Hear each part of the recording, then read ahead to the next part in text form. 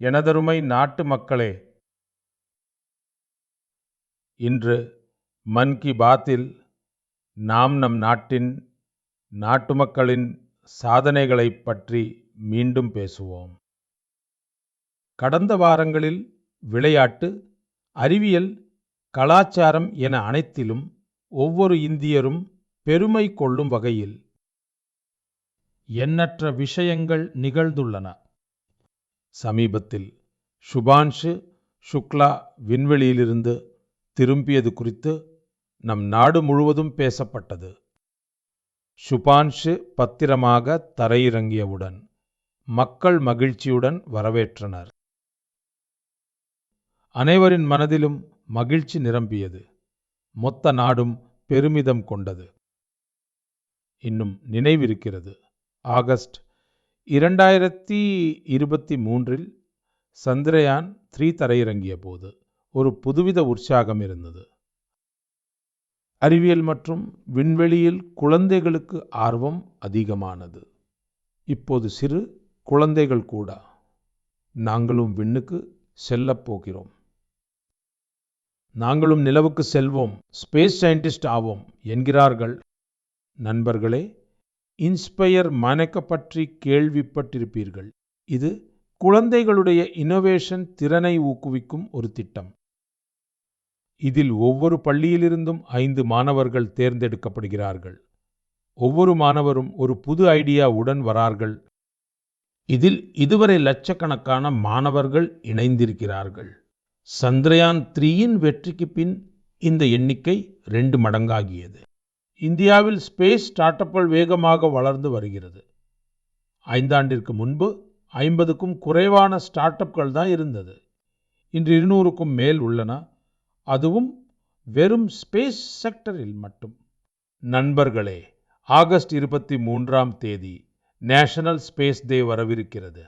நீங்கள் இதை எப்படி கொண்டாடுவீர்கள்? ஏதாவது புது யோசனைகள் உள்ளனவா? எனக்கு நாமோ ஆப்பில் கண்டிப்பாக மெசேஜ் அனுப்புங்க.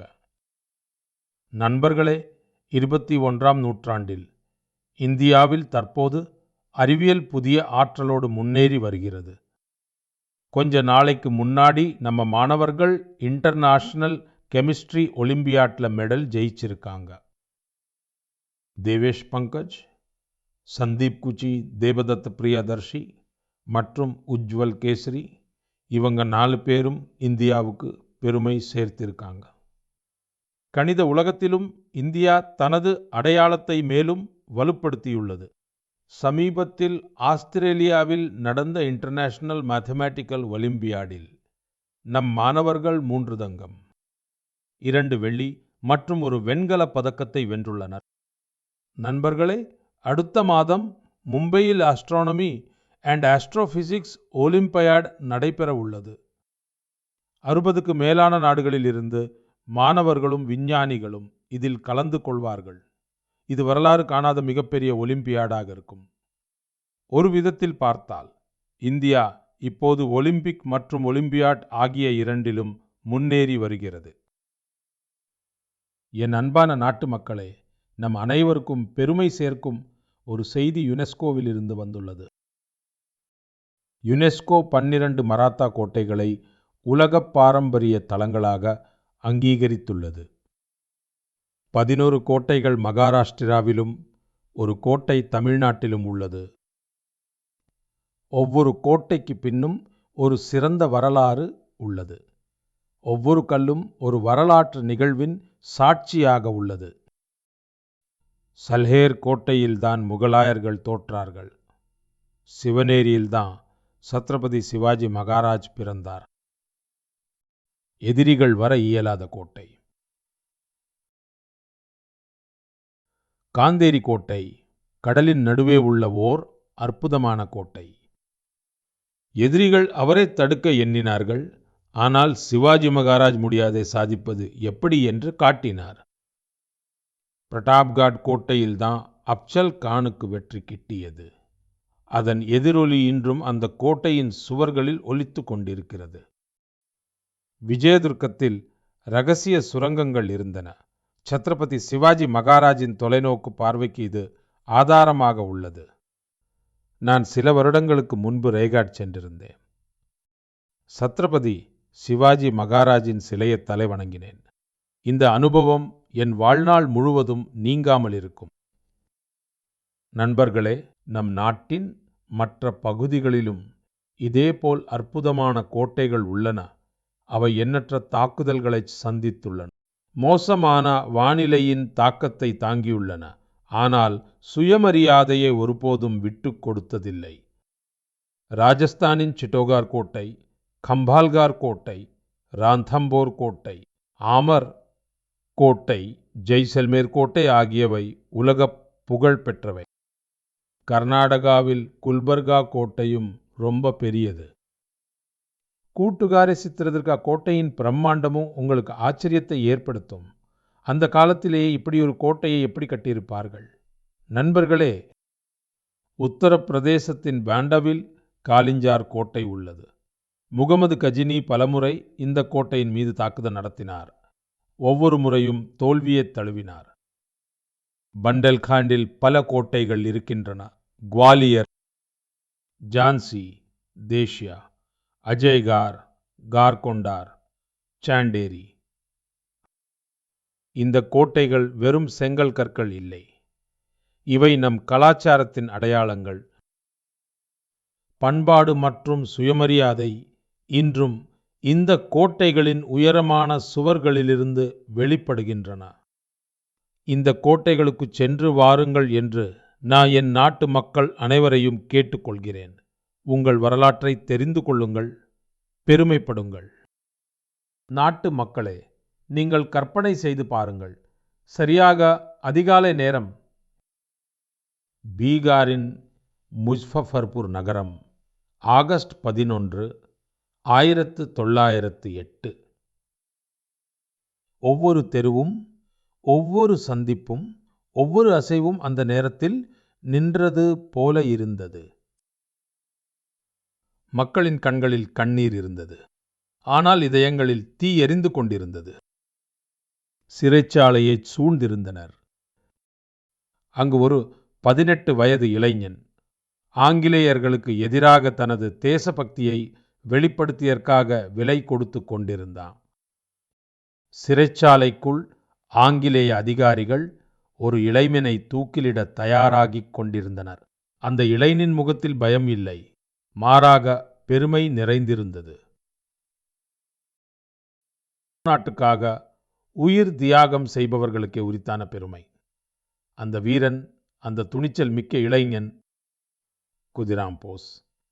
18 வயதிலேயே அவர் காட்டிய அந்த துணிச்சல் நம் ஒட்டுமொத்த நாட்டையும் உலுக்கியது. குதிராம் போஸ் தூக்குமேடையை நோக்கி முகத்தில் புன்னகையோ நடந்தார் என்று செய்தித்தாள்களில் எழுதியிருந்தது.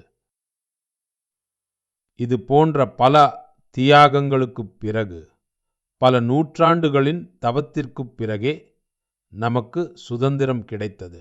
நம் நாட்டின் தேசபக்தர்கள் தங்கள் இரத்தத்தால் சுதந்திர போராட்டத்திற்கு உயிரூட்டினார்கள். நண்பர்களே, அதனால்தான் ஆகஸ்ட் மாதம் புரட்சிக்கான மாதம். ஆகஸ்ட் 1 பால கங்காதரரின் நினைவு நாள். ஆகஸ்ட் 8 காந்திஜியின் தலைமையில் வெள்ளையனே வெளியேறு இயக்கம் தொடங்கப்பட்டது. அடுத்து சுதந்திர தினம் வருகிறது. சுதந்திர போராட்ட வீரர்களை நாம் நினைவு கூர்ந்து உத்வேகம் பெறுகிறோம். ஆனால் நண்பர்களே, நமது சுதந்திரத்துடன் நாட்டின் பிரிவினையின் வலியும் இணைந்துள்ளது. எனவே ஆகஸ்ட் 14 பிரிவினை கொடுமைகள் நினைவு தினமாக அனுசரிக்கப்படுகிறது. என் அன்பான நாட்டு மக்களே, ஆகஸ்ட் 7ஆம் தேதி 1905 இன்னொரு புரட்சி தொடங்கியது. சுதேசி இயக்கமானது உள்ளூர் தயாரிப்புகளுக்கு, குறிப்பாக கைத்தறிக்கு ஆதரவளித்தது. இதன் நினைவாக ஒவ்வொரு வருடமும் ஆகஸ்ட் 7ஆம் தேதி தேசிய கைத்தறி தினமாக கொண்டாடப்படுகிறது.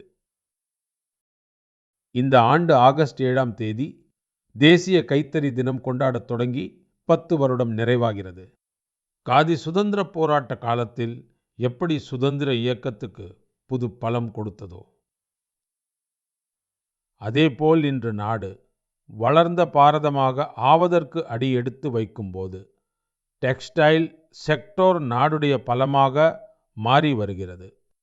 இந்த 10 வருஷங்கள்ல நம்ம நாட்டோட பல பகுதிகளில் இந்த துறையைச் சேர்ந்த லட்சக்கணக்கான மக்கள் பல வெற்றி கதைகளை உருவாக்கியிருக்காங்க. மகாராஷ்டிராவின் பைத்தாங் கிராமத்தை சேர்ந்த கவிதா தாவால் ஆரம்பத்தில் ஒரு சின்ன ரூம்ல வேலை செஞ்சாங்க. போதிய இட வசதியும் இல்லை. அரசாங்கத்துக்கிட்ட இருந்து உதவி கிடைச்சது. இப்போ அவங்களோட திறமை மேம்பட்டுக்கிட்டே இருக்கு. ஹேண்ட்மேட் பைத்தானி புடவைகளை விற்பனை செய்து அவங்க 3 மடங்கு அதிகமாக சம்பாதிக்கிறாங்க. ஒடிசாவோட மயூர்பஞ்சிலையும் இதே மாதிரி ஒரு வெற்றி கதை இருக்கு. இங்க 650க்கும் மேற்பட்ட பழங்குடியின பெண்கள் சந்தாலி புடவையை உயிர்ப்பிச்சிருக்காங்க. இப்போ இந்த பெண்கள் ஒவ்வொரு மாசமும் ஆயிரக்கணக்கான ரூபாய் சம்பாதிக்கிறாங்க. இவங்களும் துணி மட்டும் செய்யல, அவங்களோட அடையாளத்தை உருவாக்குறாங்க. பீகாரின் நலந்தாவை சேர்ந்த நவீன்குமாரின் சாதனையும் போற்றுதற்குரியது. அவரது குடும்பம் பல தலைமுறைகளாக இதில் ஈடுபட்டுள்ளது. ஆனால் இதில் சிறந்த விஷயம் என்னவென்றால் அவரது குடும்பம் இப்போது இந்த துறையில் நவீனத்துவத்தையும் இணைத்துள்ளது. இப்போது அவரது குழந்தைகள் ஹேண்ட்லூம் டெக்னாலஜி படித்து வருகிறார்கள். பெரிய பிராண்ட்களில் வேலை செய்து வருகிறார்கள். இந்த மாற்றம் ஒரு குடும்பத்திற்கானது மட்டுமில்லை, இது சுற்றியுள்ள பல குடும்பங்களை முன்னேற்றி வருகிறது. நண்பர்களே, டெக்ஸ்டைல் என்பது வெறும் ஒரு துறை அல்ல. இது நம் கலாச்சார பன்முகத்தன்மைக்கான எடுத்துக்காட்டு. இன்று டெக்ஸ்டைல் மற்றும் அப்பேரல் மார்க்கெட் மிக வேகமாக வளர்ந்து வருகிறது. மற்றும் இந்த வளர்ச்சியின் மிக அழகான விஷயம் என்னவென்றால், கிராமப்புற பெண்கள், நகரங்களின் டிசைனர்கள், வயதான நெசவாளர்கள் மற்றும் ஸ்டார்ட் அப் தொடங்கும் நமது இளைஞர்கள் சேர்ந்து இதை முன்னேற்றி வருகிறார்கள். தற்போது 3000க்கும் மேலான டெக்ஸ்டைல் ஸ்டார்ட் அப்கள் செயல்படுகின்றன. அவை இந்தியாவின் ஹேண்ட்லூம் அடையாளத்தை உலக அளவில் உயர்த்தியுள்ளன. இந்தியா 2047ஆம் ஆண்டில் வளர்ந்த நாடாக ஆக சுயசார்பு உதவும் சுயசார்பு பாரதம் உருவாவதற்கான அடிப்படை வோக்கல் ஃபார் லோக்கல் ஆகும். இந்தியாவில் தயாரிக்கப்பட்ட, அதாவது இந்தியர் வியர்வை சிந்தி தயாரிப்பதை மட்டுமே வாங்குங்கள், அதை மட்டுமே விற்பனை செய்யுங்கள். இது குறித்து நம்ம தீர்மானமா இருக்கணும். என் அன்புக்குரிய மக்களே, நாட்டுப்புற பாடல்களிலும் மரபுகளிலும் நம் நாட்டின் பன்முகத்தன்மை பிரதிபலிக்கிறது. அந்த மரபின் ஓர் அங்கம்தான் பஜனைகள், கீர்த்தனைகள். ஆனா கீர்த்தனை மூலமா காட்டுத்தீ பத்தி மக்கு விழிப்புணர்வு ஏற்படுத்துறதா நீங்க கேள்விப்பட்டிருக்கீங்களா? ஒருவேளை இது நம்ப முடியாததா இருக்கலாம். ஆனா ஒடிசாவோட கியோஞ்சார் மாவட்டத்தில் ஒரு அற்புதமான வேலை நடந்துட்டு இருக்கு. இங்க ராதாகிருஷ்ண சங்கீர்த்தன மண்டலிங்கிற பேர்ல ஒரு குழு இருக்கு. பக்தியோட சேர்த்து இது இன்னைக்கு சுற்றுச்சூழல் பாதுகாப்புக்கான மந்திரத்தையும் முழங்குது. இந்த முயற்சிக்கு பிரமிளா பிரதான் அவர்கள்தான் உத்வேகம் கொடுத்தாங்க. காடு மற்றும் சுற்றுச்சூழலை பாதுகாக்க அவங்க பாரம்பரிய பாட்டில் புது வரிகளை, புது செய்திகளை சேர்த்தாங்க. அவங்க பல கிராமங்களுக்கு போனாங்க. பாட்டு மூலமா மக்களுக்கு காட்டுல தீ பிடிச்சா எவ்வளவு நஷ்டம் ஆகும்னு புரிய வச்சாங்க. நாட்டுப்புற மரபுகள் கடந்த காலம் சம்பந்தமானது இல்லைங்கிறத இந்த உதாரணம் நமக்கு ஞாபகப்படுத்துது. இதுல இன்னைக்கும் சமூகத்துக்கு வழிநடத்துற சக்தி இருக்கு. என் அன்பான நாட்டு மக்களே, இந்திய கலாச்சாரத்தோட பெரிய அடித்தளம் நம்ம பண்டிகளும் பாரம்பரியங்களும் தான். ஆனா நம்ம கலாச்சாரத்தோட உயிர் துடிப்புக்கு இன்னொரு பக்கமும் இருக்கு. இந்த அம்சம் தான் நம்ம நிகழ்காலத்தையும் நம்ம வரலாற்றையும் டாக்குமெண்ட் பண்ணிக்கிட்டே இருக்கு. பல நூற்றாண்டுகளாக மேனுஸ்கிரிப்ட் வடிவில் பாதுகாத்து வந்த ஞானமே நம்முடைய உண்மையான வலிமை. மேனுஸ்கிரிப்ட்ல அறிவியல் இருக்கு, மருத்துவ முறைகள் இருக்கு, இசை இருக்கு, தத்துவம் இருக்கு. அப்புறம் எல்லாத்துக்கும் மேல அந்த சிந்தனை இருக்கு. அதனால நம்ம மனிதர்களோட எதிர்காலத்தை பிரகாசமாக்க முடியும். நண்பர்களே, இப்படிப்பட்ட அசாதாரணமான ஞானத்தையும் இந்த பாரம்பரியத்தையும் பாதுகாப்பது நம்ம எல்லோரோட பொறுப்பு. இந்தியாவில் ஒவ்வொரு காலகட்டத்திலும் இதை பாதுகாப்பதற்காகவே சிலர் உள்ளார்கள். அப்படிப்பட்ட ஒரு இன்ஸ்பைரிங் பர்சனாலிட்டி தான் தமிழ்நாட்டின் தஞ்சாவூரைச் சேர்ந்த மணிமாறன். இன்றைய தலைமுறையினர் தமிழ் ஓலைச்சுவடிக்கு கற்கவில்லை என்றால் வரும் காலத்தில் இந்த விலை மதிப்பில்லாத பாரம்பரியம் காணாமல் போயிடும்னு அவருக்கு தோன்றியது.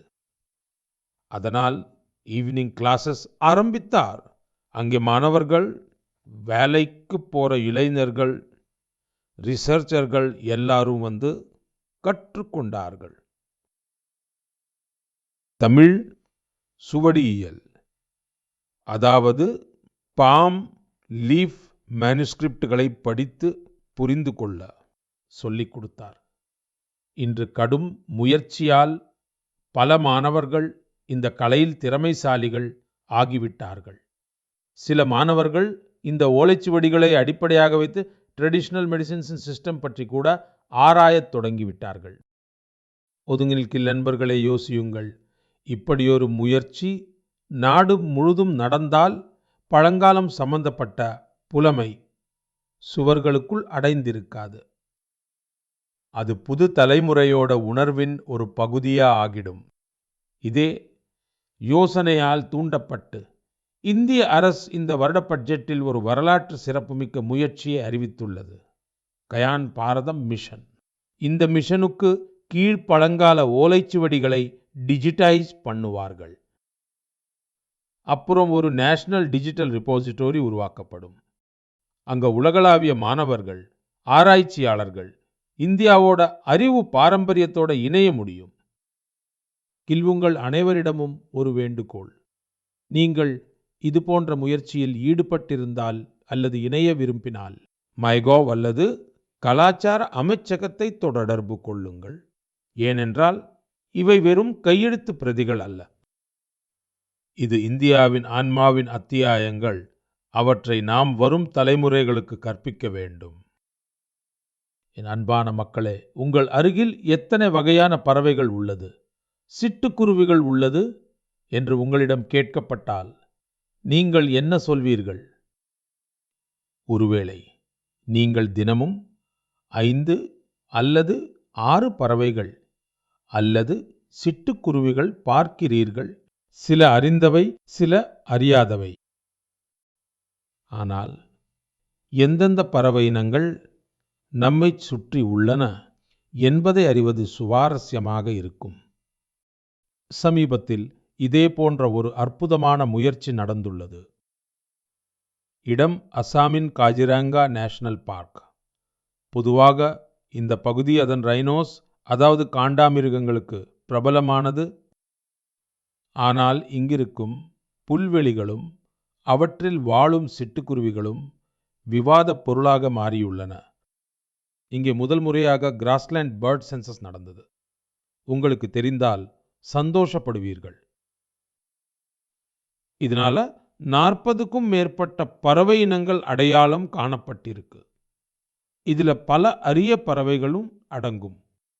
இவ்வளவு பறவைகள் எப்படி அடையாளம் காணப்பட்டதென்று யோசித்திருப்பீர்கள். இதில் டெக்னாலஜி பெரும் பங்காற்றி இருக்கு. சென்சஸ் எடுத்த குழு சவுண்ட் ரெக்கார்ட் பண்ணும் கருவிகள் இன்ஸ்டால் பண்ணார்கள். அப்புறம் கம்ப்யூட்டர் மூலம் அந்த ஒலிகளை அனலைஸ் பண்ணார்கள். ஏஐ பயன்படுத்தினார்கள். ஒலிகளை வைத்தே பறவைகளை அடையாளம் கண்டார்கள். அதுவும் அவர்களை டிஸ்டர்ப் பண்ணாமல். யோசித்து பாருங்கள். டெக்னாலஜியும் சென்சிட்டிவிட்டியும் ஒண்ணா இணையும் போது இயற்கையை புரிஞ்சிக்கிறது எவ்வளவு சுலபமாகுது. இந்த மாதிரி முயற்சிகளை ஊக்குவிக்கணும். அப்போதுதான் நம்ம பயோடைவர்சிட்டி அடையாளம் காண முடியும். அடுத்த தலைமுறையையும் இதோடு இணைக்க முடியும். மக்களே, சில சமயம் மாபெரும் ஒளி எங்கிருந்து வரும்னா, இருட்டு அதிகமா குடிகொண்டிருக்கிற இடத்துல இருந்துதான். அப்படியான ஓர் உதாரணம் ஜார்க்கண்ட் மாநிலத்தின் குமுலா மாவட்டத்தில் இருக்கு. ஒரு காலத்தில் இந்த பகுதி மாவோயிஸ்ட் வன்முறைக்கு பெயர் போனதா இருந்துச்சு. பேஜிய பிளாக்ல கிராமங்கள் எல்லாம் வெறிச்சோடி இருந்துச்சு. மக்கள் பயத்துல வாழ்ந்துட்டு இருந்தாங்க. நிலங்கள் எல்லாம் சும்மா கிடந்துச்சு. வேலை வாய்ப்புக்கான எந்த ஒரு சாத்தியமும் தெரியல. இளைஞர்கள் இடம் பெயர்ந்துட்டு இருந்தாங்க. ஆனால் அதன் பிறகு அமைதியான பொறுமையான மாற்றம் ஆரம்பமாச்சு. ஓம் பிரகாஷ் சாஹூ என்பவர் வன்முறை பாதையை கைவிட்டுட்டு மீன் வளர்ப்புல ஈடுபட ஆரம்பிச்சாரு. அப்புறம் தன்ன மாதிரி பல நண்பர்களையும் இதுக்கு ஊக்கப்படுத்தினாரு. அவரோட இந்த முயற்சி பலன் கொடுத்தது. யார் முன்னாடி துப்பாக்கி பிடிச்சிருந்தாங்களோ அவங்க இப்போ மீன் பிடிக்கிற வலையை பிடிச்சிருக்காங்க. நண்பர்களே, ஓம் பிரகாஷ் சாஹுவின் ஆரம்பம் எளிதானதல்ல. எதிர்ப்பு இருந்துச்சு, மிரட்டல்கள் வந்துச்சு. ஆனா தைரியத்தை விடல. பிரதான் மந்திரி மாத்ஸ்ய சாம்பாடா யோஜனா வந்தப்போ அவருக்கு புது சக்தி கிடைச்சது. அரசாங்கத்துக்கிட்ட இருந்து பயிற்சி பெற்றார். குளம் கட்ட உதவி கிடைச்சது. அப்புறம் வெகு விரைவில் கும்லால மீன் புரட்சி ஆரம்பமாச்சு. இன்று பேஜியா பிளாக்கின் 150க்கு மேலான குடும்பங்கள் மீன் வளர்ப்புல ஈடுபட்டிருக்காங்க. சிலர் ஒரு காலத்தில் நக்சல் அமைப்பில் இருந்தவர்கள். இப்போது அவர்கள் கிராமத்திலேயே மரியாதையுடன் வாழ்ந்து கொண்டிருக்கிறார்கள். மற்றவர்களுக்கு வேலைவாய்ப்பும் கொடுத்து கொண்டிருக்கிறார்கள். இந்த பயணம் நமக்கு கற்றுக் கொடுப்பது என்னவென்றால், பாதை சரியாக இருந்து மனதில் நம்பிக்கை கொண்டிருந்தால் மோசமான சூழ்நிலைகளிலும் வளர்ச்சிக்கான விளக்கு எரியும். எனதருமை மக்களே, ஒலிம்பிக்ஸ்க்கு அடுத்தபடியான மிகப்பெரிய ஸ்போர்ட்ஸ் இவெண்ட் எது என்று தெரியுமா? இதற்கான பதில் world police and fire games. இது உலகெங்கிலும் உள்ள போலீஸ் அதிகாரிகள், ஃபயர் ஃபைட்டர்ஸ், செக்யூரிட்டி பர்சனல்களுக்கு இடையே நடைபெறும் ஸ்போர்ட்ஸ் டூர்னமெண்ட். இந்த முறை இந்த டூர்னமெண்ட் அமெரிக்காவில் நடந்தது. இதில் இந்தியா வரலாறு படைத்தது. இந்தியா கிட்டத்தட்ட 600 மெடல்கள் வென்றது. 71 நாடுகளில் நாம் டாப் 3 வந்தோம். சீருடை அணிந்தவர்களின் உழைப்பு பலனளித்தது. அவர்கள் இரவு பகலாக நாட்டிற்காக பங்காற்றுகிறார்கள். இவர்கள் இப்போது விளையாட்டு மைதானத்திலும் நம் கொடியை உயர்த்தி பிடிக்கிறார்கள். நான் அனைத்து விளையாட்டு வீரர்களுக்கும் மற்றும் கோச்சிங் டீமுக்கும் வாழ்த்துக்கள் தெரிவிக்கிறேன். அதேபோல் இன்னொன்றை தெரிந்து கொள்வதும் சுவாரஸ்யமாக இருக்கும். 2029 இந்த விளையாட்டுக்கள் இந்தியாவில் நடக்கும். உலகெங்கிலும் உள்ள விளையாட்டு வீரர்கள் நமது நாட்டிற்கு வருவார்கள். நாம் அவர்களுக்கு இந்தியாவின் விருந்தோம்பலை காட்டுவோம். நமது விளையாட்டு கலாச்சாரத்தை அறிமுகப்படுத்துவோம். நண்பர்களே, கடந்த சில நாட்களில் எனக்கு பல இளம் வீரர்கள் மற்றும் அவர்களின் பெற்றோர்கிட்ட இருந்து மெசேஜ்கள் வந்துள்ளன. இவற்றில் கேலோ பாரத் கொள்கை 2025 மிகவும் பாராட்டப்பட்டுள்ளது. இந்த கொள்கையின் நோக்கம் தெளிவாக உள்ளது. அதாவது இந்தியாவை ஸ்போர்ட்டிங் சூப்பர் பவர் ஆக மாற்றுவது. கிராமம், ஏழைகள் மற்றும் பெண்களுக்கு இந்த கொள்கையில் முன்னுரிமை அளிக்கப்படுகிறது. பள்ளிகளும் கல்லூரிகளும் இப்போது விளையாட்டை அன்றாட வாழ்க்கையின் ஓர் அங்கமாக மாற்றுவார்கள். விளையாட்டுடன் தொடர்புடைய ஸ்டார்ட் அப்ஸ், ஸ்போர்ட்ஸ் மேனேஜ்மெண்ட்ஸ் அல்லது மேனுஃபேக்சரிங் உடன் தொடர்புடையதாக இருந்தாலும் சரி, அவைகளுக்கு எல்லா வகையிலும் உதவி வழங்கப்படும். யோசித்து பாருங்கள், இளைஞர்கள் தாங்களே தயாரித்த ராக்கெட் பேட் பால் கொண்டு விளையாடுவார்கள். அப்போது தற்சார்பு இந்தியா மிஷனுக்கு பெரும் சக்தி கிடைக்கும். நண்பர்களே, விளையாட்டுகள் டீம் ஸ்பிரிட்டை உருவாக்குகின்றன. இதுவே ஃபிட்னஸ், தன்னம்பிக்கை மற்றும் வலிமையான இந்தியாவை உருவாக்கும் பாதைக்கு வழிவகுக்கிறது. எனவே நிறைய விளையாடுங்கள், செழித்து வாழுங்கள். எனதருமை மக்களே, சில நேரங்களில் சிலர் எந்த வேலையும் சாத்தியமாக இருக்குமா என சந்தேகப்படுவார்கள். அது அவர்களுக்கு முடியாததாகவே தோன்றும். ஆனால் மொத்த நாடும் ஒரே சிந்தனையில் ஒன்றாக இணைந்தால் அசாத்தியமும் சாத்தியமாகிறது. ஸ்வச் பாரத் மிஷன் இதற்கான மிகப்பெரிய உதாரணம். விரைவில் இந்த மிஷன் தொடங்கி 11 வருடங்கள் நிறைவடைய உள்ளது. ஆனால் இதன் வலிமையும் இதன் தேவையும் இன்றும் அப்படியே இருக்கிறது. இந்த 11 வருடங்களில் ஸ்வச் பாரத் மிஷன் மக்கள் இயக்கமாக மாறியுள்ளது. மக்கள் இது தங்கள் கடமையா நினைக்கிறாங்க. இதுதான் உண்மையான மக்கள் பங்களிப்பு. நண்பர்களே, ஒவ்வொரு வருஷமும் நடக்கிற ஸ்வச் சர்வேக்ஷன் இந்த உணர்வை இன்னும் அதிகப்படுத்தியிருக்கு. 4500க்கும் மேலான நகரங்களும் ஊர்களும் இந்த ஆண்டு இதுல இணைஞ்சிருக்கு. 15 கோடிக்கும் மேலான மக்கள் கேட்றாங்க. இது சாதாரண எண்ணிக்கை அல்ல. இது ஸ்வச் பாரத்தின் குரல். நண்பர்களே, ஒவ்வொரு தூய்மையை பொறுத்தவரை நம்ம நகரங்களும் சிறு நகரங்களும் தங்க தேவைகளுக்கும் சூழலுக்கும் ஏற்ப வெவ்வேறு வழிகளில் செயல்படுது. இதோட தாக்கம் மட்டுமில்ல, முழு தேசமும் இந்த வழிகளை பின்பற்றுது. உத்தரகாண்டில் இருக்கிற கீர்த்தி நகர் மக்கள் மலைகளில் வேஸ்ட் மேனேஜ்மெண்ட்க்கு புது உதாரணத்தை உருவாக்குறாங்க. அதே போல மங்களூர்ல டெக்னாலஜி மூலம் ஆர்கானிக் வேஸ்ட் மேனேஜ்மெண்ட் சம்பந்தமான வேலை நடக்குது. அருணாச்சல்ல ரோயிங்னு ஒரு சின்ன ஊர் இருக்கு. ஒரு காலத்தில் இங்கே இருக்கிற மக்களோட ஆரோக்கியத்துக்கு வேஸ்ட் மேனேஜ்மெண்ட் ரொம்ப பெரிய சவாலாக இருந்துச்சு. இங்கே இருக்கிற மக்கள் அதற்கான பொறுப்பை ஏற்றுக்கிட்டாங்க. கிரீன் ரோயிங் இனிஷியேட்டிவ் ஆரம்பிக்கப்பட்டது. ரீசைக்கிள் செய்யப்பட்ட கழிவுகளில் இருந்து ஒரு பூங்கா உருவாக்கப்பட்டது. அதே போல விஜயவாடாவில் உள்ள காராட் இல் வாட்டர் மேனேஜ்மெண்ட்க்கு நிறைய புது உதாரணங்கள் உருவாகி இருக்கு. அகமதாபாத் ரிவர் ஃப்ரண்ட்ல நடந்த தூர்வாரும் பணி கூட எல்லாரோட கவனத்தையும் ஈர்த்திருக்கு. போபால்ல அஸ்காராத்மக் சோச்னு ஒரு டீம் இருக்கு. 200 பெண்கள் இதில் இருக்காங்க. இவங்க சுத்தம் மட்டும் பண்ணல, சிந்தனையும் மாத்துறாங்க. ஒன்னா சேர்ந்து நகரத்தில் உள்ள 17 பூங்காக்களை சுத்தம் பண்றது, துணிப்பைகளை விநியோகம் பண்றது. இவங்க எடுத்து வைக்கிற ஒவ்வொரு அடியும் ஒரு செய்திதான். இப்படிப்பட்ட முயற்சிகள்னால தான் போபால் கூட இப்போ ஸ்வச் சர்வேக்ஷன்ல நல்லா முன்னேறி இருக்கு. லக்னோவோட கோம்டி ரிவர் டீம் பத்தியும் சொல்லணும். 10 வருஷமா ஒவ்வொரு ஞாயிற்றுக்கிழமையும் சோர்வடையாம நிக்காம இந்த டீம்ல உள்ளவங்க சுத்தப்படுத்தும் வேலையில ஈடுபட்டிருக்காங்க. சத்தீஸ்கர் பில்ஹாவும் இதற்கு உதாரணமா இருக்கு. இங்க பெண்களுக்கு வேஸ்ட் மேனேஜ்மெண்ட் ட்ரைனிங் கொடுக்கப்பட்டது. அப்புறம் அவங்க ஒன்னா சேர்ந்து நகரத்தோட தோற்றத்தை ஏமாத்திட்டாங்க. கோவிந்த் பனாஜி நகரமும் உதாரணமா இருக்கிறது ஊக்கமளிக்குது. அங்க குப்பையை 16 கேட்டகோரிகளாக பிரிக்கிறாங்க. அதுக்கு பெண்கள் தான் தலைமை தாங்குகிறாங்க. குடியரசுத் தலைவர் விருதும் பனாஜிக்கு கிடைச்சிருக்கு.